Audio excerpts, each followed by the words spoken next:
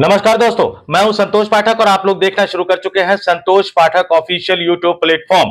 Bharatiya Janata party की राजनीति में जो घमासान मचा हुआ है, भारतीय जनता पार्टी और कांग्रेस के बीच में जो राजनीतिक घमासान मचा हुआ है, उसके बारे में तो लगातार अलग अलग प्लेटफॉर्म्स पर आप कई तरह की खबरें सुनते होंगे।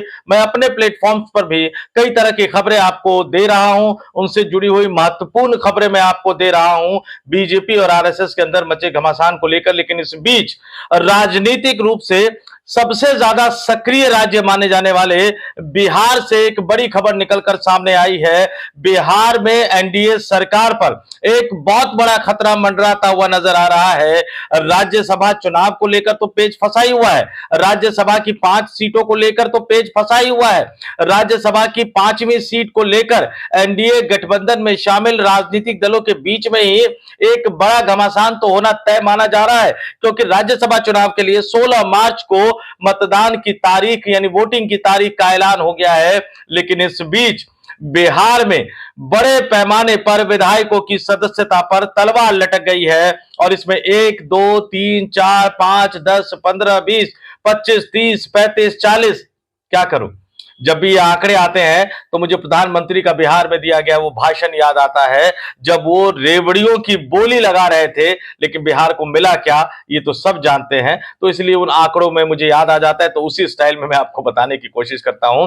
बिहार में विधानसभा के स्पीकर, जी हां, बीजेपी के विधानसभा के स्पीकर प्रेम कुमार सहित 42 विधायकों की सदस्यता पर खतरे की तलवार लटक गई है। और इसमें सबसे ज्यादा, जी हां, इसमें सबसे ज्यादा भारतीय जनता पार्टी के विधायक है। और अगर इनकी सदस्यता चली गई या इनकी सदस्यता चली जाने का खतरा भी मंडराने लगा तो बिहार में एनडीए गठबंधन की सरकार गिर जाएगी। मेरे शब्दों पर गौर कीजिएगा, मैंने ये कहा कि बिहार में एनडीए गठबंधन की सरकार गिर जाएगी, नीतीश सरकार नहीं गिरेगी। और जब मैं ये बोल रहा हूं तब आप इसके पीछे के खेले को भी समझ सकते हैं कि आखिर बिहार की राजनीति में चल क्या रहा है। बिहार की राजनीति में ऐसा क्या भूचाल आ गया कि एक दो नहीं बल्कि पूरे के पूरे 42 विधायकों की सदस्यता पर खतरे की तलवार लटक गई है। क्या एक बार फिर से बिहार इस देश के राजनेताओं को एक बड़ी चपत लगाने जा रहा है, या दूसरे शब्दों में कहूं तो इस देश के नेताओं को एक बड़ा सबक सिखाने जा रहा है। इससे जुड़ी ये बड़ी स्टोरी, इससे जुड़ी ये बड़ी कहानी लेकर मैं आपके सामने आया हूं। आज दिन में बात मैं प्रधानमंत्री के इस्तीफे के लेकर बढ़ रहे दबाव के बारे में भी करूंगा, लेकिन इस स्टोरी में मैं अपने आप को बिहार तक और उन 42 विधायकों तक सीमित रखता हूं जिनकी सदस्यता पर खतरे की तलवार मंडराने लगी है। और यह भी बताऊंगा कि किस तरह का नया राजनीतिक समीकरण अब बिहार की राजनीति में उभरता हुआ नजर आ रहा है। और इस बड़ी स्टोरी पर आने से पहले आपसे एक अपील, आपसे एक आग्रह, अगर आपने अभी तक संतोष पाठक ऑफिशियल यूट्यूब प्लेटफॉर्म को सब्सक्राइब नहीं किया है तो आपसे अपील है, आपसे आग्रह है, आगे बढ़िए, हमारे यूट्यूब मंच को सब्सक्राइब कीजिए, हमारे वीडियो देखिए, वीडियो पसंद आए तो ही लाइक कीजिए, शेयर कीजिए और कमेंट करके हमें अपने विचारों से अवगत जरूर कराते रहिए। और जब आपने वीडियो देख ही लिया, लाइक कर ही दिया, पसंद आ ही गया और आपने कमेंट करके हमें अपने विचारों से अवगत करा ही दिया, तो फिर इस वीडियो को कम से कम 5-10 लोगों तक मैसेज या व्हाट्सएप के जरिए फॉरवर्ड भी कर दिया कीजिए, ताकि वो भी इसको देखें और हमारे चैनल को सब्सक्राइब करें। और नए पुराने दोनों दर्शकों से अपील और आग्रह करूंगा कि अगर आप मेंबर के तौर पर हमारे इस यूट्यूब मंच को ज्वाइन कर सके तो मेंबर के तौर पर संतोष पाठक ऑफिशियल यूट्यूब प्लेटफॉर्म को सब्सक्राइब ज्वाइन जरूर कीजिए। महीने का 89 रुपए का खर्च, यानी रोजाना के आधार पर 3 रुपए का खर्च होता है, तो इतना खर्च तो आप अफोर्ड कर ही सकते हैं अगर आपको अपनी मीडिया बनानी है। अब आते हैं आज की खबर पर। इन 42 विधायकों पर जिस पर खतरे की तलवार लटक रही है, इसमें सबसे ज्यादा, गौर कीजिएगा दोस्तों, इसमें सबसे ज्यादा भारतीय जनता पार्टी के विधायक है, यानी 25 विधायक। उसके बाद दूसरे नंबर पर राष्ट्रीय जनता दल 8, उसके बाद तीसरे नंबर पर नीतीश कुमार की पार्टी जनता दल यूनाइटेड 7, कांग्रेस 1 और लेफ्ट पार्टी में से 1। यानी इन 42 विधायकों की सदस्यता पर खतरे की तलवार लटक रही है। और आखिर ये मामला क्या है वो भी मैं आपको बता देता हूं कि ये मामला सरगर्मी कैसे पकड़ता हुआ नजर आ रहा है। बिहार विधानसभा में जारी बजट सत्र के बीच पटना हाईकोर्ट में 42 विधायकों के खिलाफ, जी पटना हाईकोर्ट में 42 विधायकों के खिलाफ चुनाव में गलत जानकारी देने को लेकर याचिकाएं दायर की गई है। ऐसे में अदालत ने भी विधायकों से जवाब मांगते हुए नोटिस जारी किया है। आपको बता दें कि जो याचिका है ये अलग अलग तिथियों पर पटना हाईकोर्ट के अलग अलग न्यायाधीशों की पीठ में इनकी प्रारंभिक सुनवाई हुई है और ये याचिकाएं बिहार विधानसभा चुनाव के दौरान प्रस्तुत किए गए शपथ पत्रों और अन्य सूचनाओं की सत्यता पर सवाल उठाते हुए दायर की गई है। और पूरा मामला भी आप समझिए कि ये जो याचिकाएं हैं पटना हाईकोर्ट में अलग अलग दायर की गई, अलग अलग जजों की खंडपीठ ने इसको सुना, नोटिस भी जारी किया गया। आने वाले दिनों में और अलग अलग खंडपीठ में इसकी सुनवाई होगी और इन याचिकाओं में भारतीय जनता पार्टी के कोटे से जो विधानसभा के स्पीकर यानी विधानसभा के अध्यक्ष चुने गए हैं प्रेम कुमार समेत, यानी बिहार विधानसभा के स्पीकर प्रेम कुमार समेत कुल 42 विधायकों के खिलाफ ये याचिकाएं दायर की गई है और निश्चित तौर पर इसमें कार्रवाई होगी तो बिहार की राजनीति में भूचाल आ सकता है। और खास बात यह है कि इन संबंधित सीटों पर चुनाव हारने वाले प्रत्याशियों ने विजयी उम्मीदवारों के निर्वाचन को चुनौती देते हुए चुनाव प्रक्रिया में अनियमितता बरते जाने का भी आरोप लगाया है। मामले की आगे की सुनवाई अलग अलग तिथियों पर निर्धारित की गई है। अदालत द्वारा जारी नोटिस के जवाब के बाद, यानी अदालत ने जो नोटिस जारी किया है उसके बाद जब ये जवाब देंगे उसके बाद विस्तृत सुनवाई होगी। और आपको बता देता हूं दैनिक जागरण की खबर है, दैनिक जागरण ने बाकायदा उन विधायकों के नाम भी दिए हैं, आपके स्क्रीन पर भी मैं दिखा रहा हूं। इसमें भारतीय जनता पार्टी, जैसा कि बताया, भारतीय जनता पार्टी के सबसे ज्यादा 25 विधायक है, उनके नाम आपके स्क्रीन पर, जागरण की खबर। माधव आनंद, अजय कुमार, राजेश कुमार सिंह, ऋतुराज कुमार, डॉक्टर सुनील कुमार, जितेंद्र कुमार, बाबूलाल सौहरिया, आईपी गुप्ता, सतीश कुमार सिंह, कविता देवी, हरिनारायण सिंह, रितेश कुमार सिंह, अभिषेक आनंद, राजेश कुमार सिंह, अजय कुमार, रमा निषाद, राजकुमार राय, प्रेम कुमार, विशिष्ट सिंह, जीवेश मिश्रा, शुभानंद मुकेश, विनोद नारायण झा, विजय सिंह, अनिल कुमार और पंकज कुमार राम। ये 25 भारतीय जनता पार्टी के विधायक है जिनके खिलाफ, जिनकी सदस्यता पर अब खतरे की तलवार लटक रही है। पटना हाईकोर्ट में सुनवाई चल रही है। इसके बाद राष्ट्रीय जनता दल के उन 8 विधायकों के नाम भी दिए गए हैं जिनके खिलाफ याचिकाएं दायर की गई है, जिसमें फैजल रहमान, देवयंती यादव, अभिषेक रंजन, मनोज विश्वास, चेतन आनंद, अनिता, एमडी तौसीफ आलम, अमरेंद्र कुमार। और इसके बाद मैं नीतीश कुमार की पार्टी यानी जनता दल यूनाइटेड के उन 7 विधायकों के नाम भी आपके स्क्रीन पर दिखा रहा हूं, दैनिक जागरण ने छापा है, जिनके खिलाफ याचिका दायर की गई है। कौशल किशोर, संगीता कुमार, कृष्ण मुरारी शरण, विनय कुमार चौधरी, विजेंद्र यादव, वैद्यनाथ प्रसाद और रत्नेश सदा। और इसके बाद कांग्रेस और सीपीआई एमएल के एक एक विधायक है। कांग्रेस के विधायक परवेज आलम और सीपीआई एमएल के जो विधायक है संदीप सौरभ। और इनके खिलाफ जो याचिकाएं दायर की गई है उसमें क्या आरोप लगाए गए हैं, उन आरोपों को भी आपको बता देता हूं। मोटे तौर पर इनमें अलग अलग याचिकाएं दायर की गई है, हारने वाले उम्मीदवारों ने दायर की है, तो मोटे तौर उसमें अलग अलग तरह की भाषा का जरूर इस्तेमाल किया गया होगा, लेकिन मोटे तौर पर जो 5-6 चीजें कही गई है या 5-6 आरोप लगाए गए हैं, इसमें चुनाव प्रक्रिया में अनियमितता, मतदान या मतगणना के दौरान नियमों का सही पालन नहीं किए जाने का आरोप है, नामांकन पत्र में गड़बड़ी, नामांकन दाखिल करते समय जरूरी औपचारिकताओं में त्रुटि या नियमों का उल्लंघन किया गया। यानी नामांकन प्रक्रिया में उन्होंने विस्तार से अपने बारे में तमाम चीजें नहीं बताई जो कि शपथ पत्र में बताया जाना जरूरी होता है। आगे यह भी कहा गया कि शपथ पत्र में तथ्य छुपाने का आरोप, यानी उम्मीदवारों ने अपने शपथ पत्र में कई महत्वपूर्ण जानकारियां छुपाई है। इसके साथ ही अपने शपथ पत्र में यानी नामांकन भरते समय गलत या भ्रामक जानकारी देना, शपथ पत्र में संपत्ति का सही विवरण नहीं देना, कई लोगों ने आरोप लगाया, कई याचिकाओं में आरोप लगाया कि आपराधिक मामले जो उन पर चल रहे थे उनके बारे में सही विवरण नहीं दिया, त्रुटिपूर्ण और गलत जानकारी दी है। और इसके साथ ही यह भी आरोप लगाया गया है कि चुनाव परिणाम को प्रभावित करने का प्रयास किया गया और इन कथित गड़बड़ियों के कारण चुनाव परिणाम प्रभावित हुआ, इसलिए इन परिणामों को चुनौती दी गई है। और उसके बाद होगा क्या, ये तमाम हारने वाले उम्मीदवारों ने पटना हाईकोर्ट का रुख किया था, जिसमें अब सुनवाई, साक्ष्य के आधार पर सुनवाई, नोटिस की प्रक्रिया शुरू हो गई है। नोटिस का जवाब आएगा तो विस्तृत तौर पर इसकी सुनवाई होगी। लेकिन ये समीकरण कैसे बदल जाएंगे ये आप समझ लीजिए। भारतीय जनता पार्टी के 89 विधायक है, उसमें से 25 विधायकों की सदस्यता पर खतरे की तलवार लटक रही है।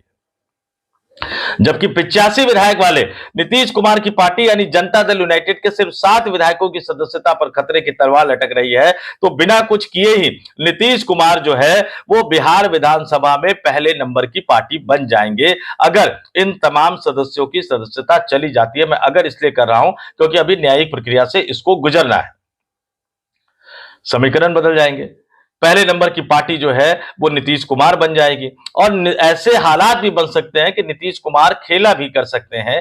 तो इसलिए मैंने कहा कि बिहार में एनडीए गठबंधन की सरकार पर एक बड़ा खतरा मंडराने लगा है। चलते चलते मैं आपको राज्यसभा चुनाव का गणित भी बता देता हूं, क्योंकि बिहार में चुनाव राज्यसभा में 10 राज्यों की 37 सीटें खाली हो रही है। चुनाव की तारीखों का ऐलान हो गया है, 16 मार्च को वोटिंग होनी है। इसमें से जो 5 सीट है साथियों वो बिहार से खाली हो रही है और इन 5 सीटों पर जो है वो बिहार में चुनाव होना है। नंबर का गणित क्या कहता है ये भी आपके सामने बता देता हूं, और इस नंबर के गणित ने ही सब कुछ पेच फंसा कर रख दिया है। सबसे ज्यादा मतलब ऐतिहासिक जीत 202 सीट जीत हासिल करने के बाद भी, 202 विधायकों को जिताने के बावजूद भी एनडीए गठबंधन में एक अलग तरह की रस्साकसी बची हुई है और राज्यसभा का यह चुनाव इस विवाद को और ज्यादा बढ़ाता हुआ नजर आएगा। क्यों? 5 राज्यसभा की सीट, जैसा कि मैंने आपको बताया, 16 मार्च को वोटिंग और एक राज्यसभा उम्मीदवार को जिताने के लिए 41 विधायकों के समर्थन की जरूरत होती है दोस्तों। और अब मैं समीकरण आपको बता देता हूं। भारतीय जनता पार्टी के पास 89 विधायक है, उसमें से 82 विधायकों के समर्थन से वो अपने 2 उम्मीदवारों को बड़े आसानी से जिता सकते हैं। इसके बाद उनके पास 7 विधायक जो है वो एक्स्ट्रा बच जाएंगे। वही नीतीश कुमार के पास जो 85 है उसमें से 82 विधायकों के समर्थन के साथ वो बड़े आराम से 2 उम्मीदवार जिता सकते हैं। इसके बाद उनके पास 3 विधायक एक्स्ट्रा बच जाते हैं, यानी भाजपा के पास 7, नीतीश कुमार के पास 3 और लोक जनशक्ति पार्टी रामविलास पासवान यानी चिराग पासवान के 19 विधायक है, जीतन राम मांझी के 5 विधायक है और राष्ट्रीय लोक मोर्चा यानी उपेंद्र कुशवाहा के 4, हालांकि अब उनके साथ है नहीं लेकिन मोटे तौर पर मान लेते हैं कि 4 विधायक है। और ये सब मिलकर पहुंचता है, ये आंकड़ा 38 तक पहुंचता है। लेकिन जैसा कि मैंने आपको बताया कि एक विधायक जिताने के लिए कम से कम 41 विधायकों की जरूरत पड़ती है। तो जाहिर सी बात है कि 3 विधायक इनको तोड़ने पड़ेंगे। अब तोड़ेंगे किससे? या तो राष्ट्रीय जनता दल से क्रॉस वोटिंग करवाए, या कांग्रेस पार्टी से करवाए, या सीपीआई एम वाले से करवाए, या आईआईपी से करवाए, या सीपीएम से करवाए, या ओवैसी साहब की पार्टी से करवाए, या बहुजन समाज पार्टी का जो एक विधायक है उनका समर्थन, यानी इनमें से तोड़ ताड़ के आपको 3 विधायकों की जरूरत पड़ेगी। चलिए तोड़ लिया 3 विधायक, लेकिन उसके बावजूद भी एक अनार 100 बीमार वाली हालत है। उपेंद्र कुशवाहा कह रहे हैं कि मुझसे वादा किया गया था कि मुझे राज्यसभा भेजा जाएगा, क्योंकि आपको याद है विधानसभा सीट बंटवारे के समय वो नाराज हो गए थे। उसके बाद उनको दिल्ली बुलाया गया, फिर कई तरह के वादे किए गए होंगे। हालांकि उनके बेटे को बिना विधायक बने मंत्री बना दिया गया है और 6 महीने के अंदर उनको अब एमएलसी बनना जरूरी है। तो उपेंद्र कुशवाहा का दावा कमजोर तो हो रहा है, लेकिन इसके बावजूद भी उपेंद्र कुशवाहा राज्यसभा की सीट पर अपनी दावेदारी जता रहे हैं। वही चिराग पासवान के बारे में यह कहा जा रहा है कि वो क्योंकि वादे के तहत जब उनके पिता रामविलास पासवान जीवित थे तो राज्यसभा उनको दी गई थी, तो उसको याद दिलाते हुए कह रहे हैं कि भैया अब उनके परिवार को एक राज्यसभा सीट देनी चाहिए। चिराग पासवान अपनी माता को राज्यसभा के सांसद बनाना चाहते हैं, लेकिन अब पेच फंसा हुआ है क्योंकि जीतन राम मांझी भी मैदान में उतर गए हैं। तो पहली बात तो 3 विधायकों को तोड़ना है। अगर आपने तोड़ लिया, क्रॉस वोटिंग करवा भी दी, उसके बाद भी एक अनार 100 बीमार वाली हालत है। और नीतीश कुमार तो और एक अजीब तरह के उहापोह की स्थिति में फंसे हुए हैं, क्योंकि नीतीश कुमार की पार्टी का एक अलिखित नियम है कि वो किसी भी व्यक्ति को तीसरी बार राज्यसभा में नहीं भेजते हैं। और उनके 2 राज्यसभा सांसद जो इस बार रिटायर हो रहे हैं अप्रैल में, उसमें से एक राज्यसभा के उपसभापति हरिवंश है जो 2 बार राज्यसभा के सांसद रह चुके हैं। अगर तीसरी बार जनता दल यूनाइटेड अपने नियम का पालन करते हुए उनको राज्यसभा नहीं भेजेगी तो उपसभापति का पद जो है वो जेडीयू के हाथ से निकल सकता है। दूसरे नेता स्वर्गीय कर्पूरी ठाकुर के बेटे रामनाथ ठाकुर है, जो कि मोदी सरकार में मंत्री हैं। वो भी 2 बार राज्यसभा जा चुके हैं, लेकिन अगर उनको नीतीश कुमार ने तीसरी बार राज्यसभा नहीं भेजा तो बिहार में वोटों के समीकरण में कई तरह की गड़बड़ियां, दिक्कतें पैदा हो सकती है। इसलिए नीतीश कुमार भी उहापोह की स्थिति में है।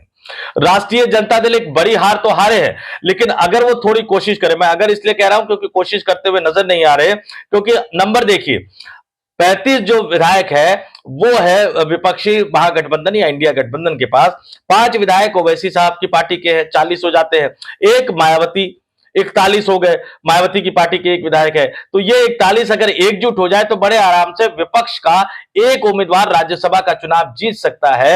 लेकिन उसमें भी ओवैसी ने पेच फंसा दिया। उन्होंने कहा कि नहीं, हम किसी को समर्थन नहीं देंगे, हम अपना उम्मीदवार खड़ा करेंगे। और जाहिर सी बात है कि अगर वो अपना उम्मीदवार खड़ा करेंगे तो बाकी दलों से वो समर्थन मांगेंगे। लेकिन राष्ट्रीय जनता दल जो उनको 5-6 सीटें विधानसभा चुनाव में अपने गठबंधन में देने को तैयार नहीं हुई, क्या अपने 25 विधायकों का समर्थन ओवैसी साहब की पार्टी से एक राज्यसभा सांसद भेजने के लिए देने को तैयार होगी? कतई तैयार नहीं होगी। तो राज्यसभा का यह चुनाव बहुत ही दिलचस्प मोड़ पर फंसा हुआ है। कहने वाले तो यहां तक कहते हैं कि इस चुनाव में ही एनडीए गठबंधन के टूटने का बड़ा खतरा पैदा हो जाएगा। लेकिन यह रस्साकसी चली रही थी कि पटना हाईकोर्ट से खबर आ गई, 42 विधायकों की सदस्यता पर, यानी विधानसभा के स्पीकर प्रेम कुमार समेत 42 विधायकों की सदस्यता पर खतरे की तलवार, और इसमें सबसे ज्यादा विधायक भारतीय जनता पार्टी।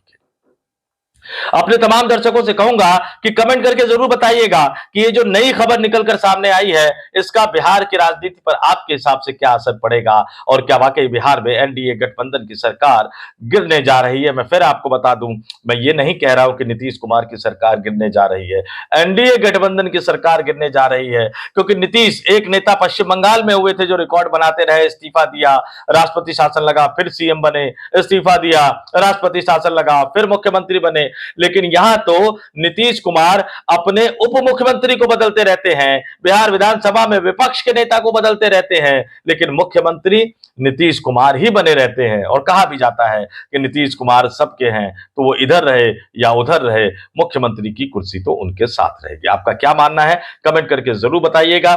जाते जाते फिर आपसे अपील करूंगा कि अगर आप नए दर्शक के तौर पर हमारे वीडियो को देख रहे हैं तो संतोष पाठक ऑफिशियल यूट्यूब प्लेटफॉर्म को सब्सक्राइब जरूर कर लीजिए। नए पुराने दोनों दर्शकों से अपील और आग्रह करूंगा कि अगर आपने हमारे इस यूट्यूब मंच को सब्सक्राइब कर रखा है तो आगे बढ़िए, मेंबर के तौर पर ज्वाइन कीजिए। मेंबर में जो सबसे जो छोटी राशि है वो सिर्फ 89 रुपए महीने की है। तो आगे बढ़िए, सोच क्या रहे हैं, इतना तो अफोर्ड कर ही सकते हैं संतोष पाठक ऑफिशियल यूट्यूब चैनल को मेंबर के तौर पर ज्वाइन करने के लिए। तो इस वीडियो में इतना ही। मुझे यानी संतोष पाठक को दीजिए इजाजत। आप तमाम लोग देखते रहिए संतोष पाठक ऑफिशियल यूट्यूब प्लेटफॉर्म। बहुत बहुत धन्यवाद, आभार, नमस्कार।